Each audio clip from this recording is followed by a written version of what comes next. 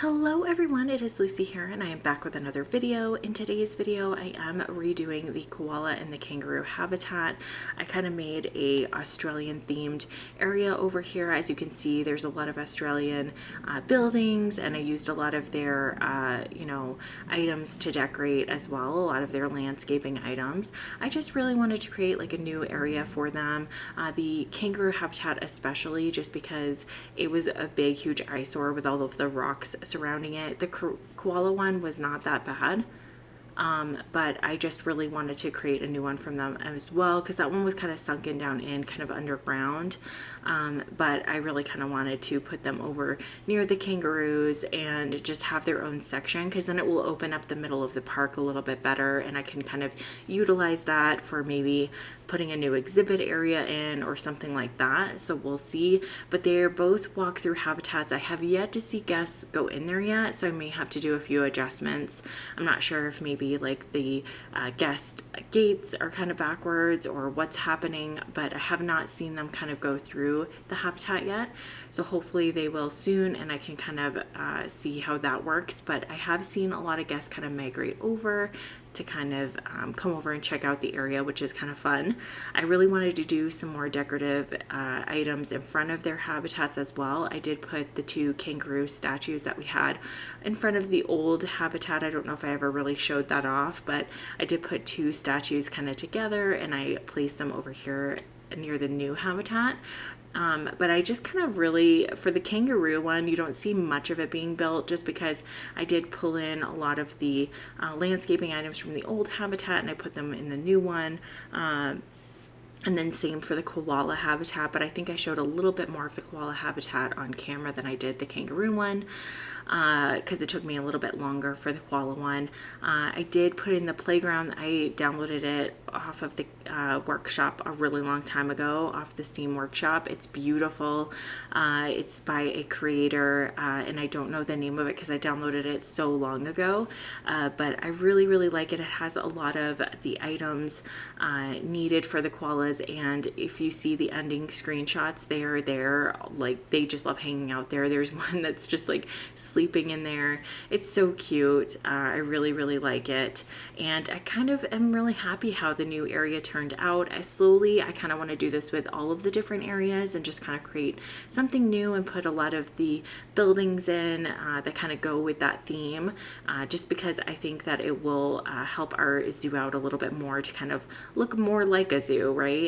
Because I do have a lot of habitats that are kind of intermingled and like in amongst each other that probably don't belong. Like, there's a lot of hot weather animals. I try to keep them cold weather animals by themselves, but I do want to create a new section for them as well, because there's a lot of Arctic items that I want to put in, and I don't know, I just really want to revamp the zoo a little bit more, because we have a lot of money. So, and we're even getting more money after this.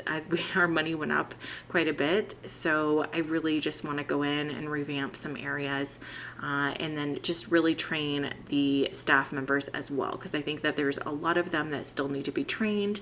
There's still a long way to go in this zoo, so we have a while, but I just really wanted to just create a really good place for the kangaroos.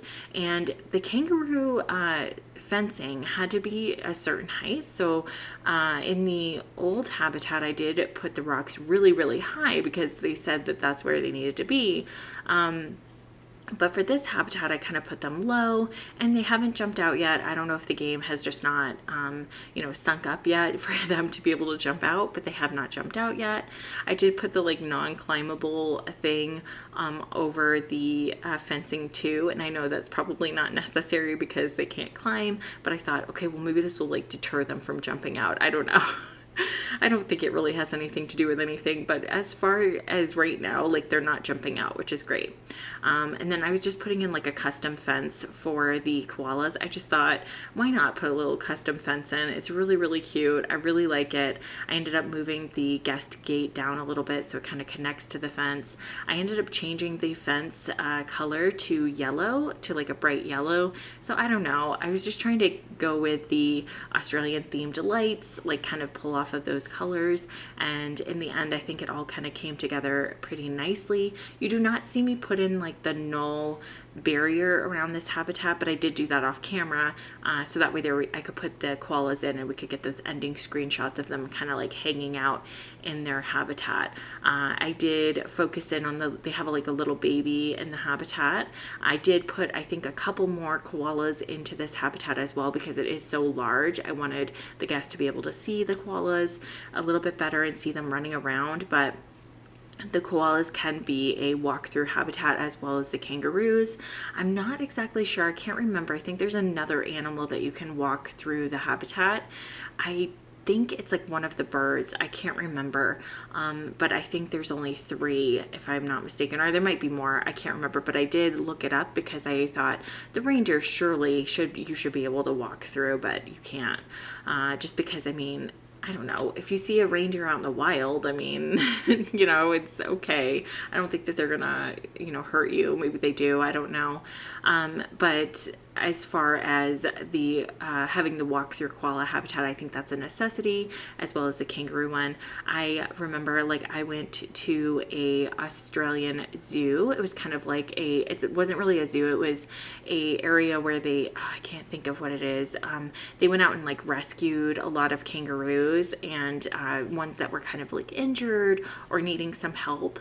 And they had this area where you could kind of go in and you could feed the kangaroos. They would just walk right up to you, or you could walk right up to them and you could have food in your hand. And there was this little she was a girl kangaroo, and she was so pretty, and she just came up and put her little hands on my hand and was like eating out of my hand with the treats, and it was just so cute. And so because of that, that's what made me want to do the walk through kangaroo habitat in the first place. And it was just, I don't know, it was such a special experience, and I'm really happy that I did that, because I wish I could go back, but I love Australia. It's so beautiful. It's so pretty. And I just really liked that they had that area where you could kind of go in and see all of the kangaroos that they rescued, ones that were not doing so well, but they were trying to, you know, give them a good life and trying to help them out, and, you know, nurse them back to health, basically. So it was really, really interesting, really cute. And I tried to kind of, you know, create that in Planet Zoo because I thought, oh, maybe the guests will want to like walk around and just hang out with the kangaroos and see them like going by and see them walking near them. I don't know, just really cute. So that's what gave me the idea to do that, because I actually didn't even know if I could do that in Planet Zoo, but turns out you can. So if any of you have the game and you want to do like a walkthrough habitat, which I'm assuming most of you probably do and you know this, but it's really creates a good atmosphere for the guests as well, because they can see the animals a little bit better, as opposed to being in those habitats where you have to create like paths that go up to it, or you have to kind of put a path over the habitat so they can kind of look in on the animals. Because the struggle that I have is every habitat, you being able to see the animals, because I guess that has like a negative impact on their visit to the zoo if they cannot see the animals. So just something to keep in mind. That's why I love walkthrough habitats, because the chances of them seeing the animals is very great because they're walking through there. So I am struggling with putting in more vending areas. The reptile center that I wanted to put in, that I did get off of the Steam Workshop. I wasn't sure where I got it, but I did get it off of the Steam Workshop.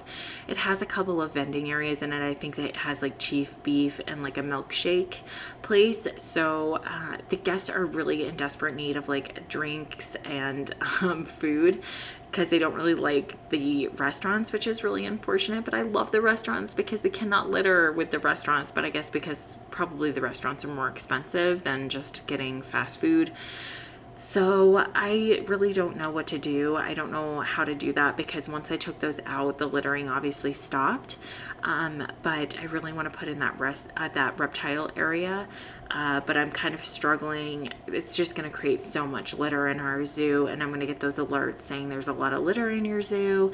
And it doesn't matter how many janitors I put around. It's like they cannot keep on top of the litter. It doesn't matter how many bins I put around either. Like I had one around every corner, and I remember like doing a stream one night, and I had a lot of like vending areas, and someone commented, they're like, oh my gosh, I have never seen that much litter. Like, for some reason, my zoo is always cursed. I always have like tons of litter, and I just don't know what to do. And I mean, they saw like how many bins I had too, and they're like, that should be enough. I don't know what is happening.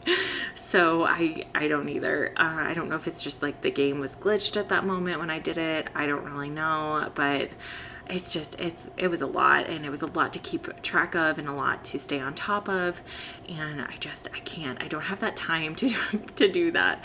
That's why I keep my game, I try to keep it on pause as much as I can, but I really like doing those little check-in episodes where we can kind of check in on the animals, see who's having babies, see what's going on, get some new animals, so that way there you can see me getting the new animals and like trading them into the zoo, and like trading the old, like the animals that have, not old animals, but trading the the offsprings out of the zoo or releasing them into the wild. I've been trying to do a lot more of that, but I do like to trade them with conservation points, just because that way there we can get some, and we can get some like elephants or things like that. The elephants do require a lot of conservation points. That's the only part of the elephants that I'm like, oh, I just really wish it weren't so expensive with conservation points, but I get it. They are also another like beautiful, majestic animal that I really want to get in our zoo if I can. We just got the gorillas. If you have not seen that episode of me doing the habitat, I will link it at the end of this video. But I think I'm going to end the talking portion right here, you guys. Please stay tuned to the very end so you can see how this came out and see the end cinematic screenshots. But like I said, I'm going to end it here. Thank you guys so much for hanging out with me today, and I will talk to you all very soon.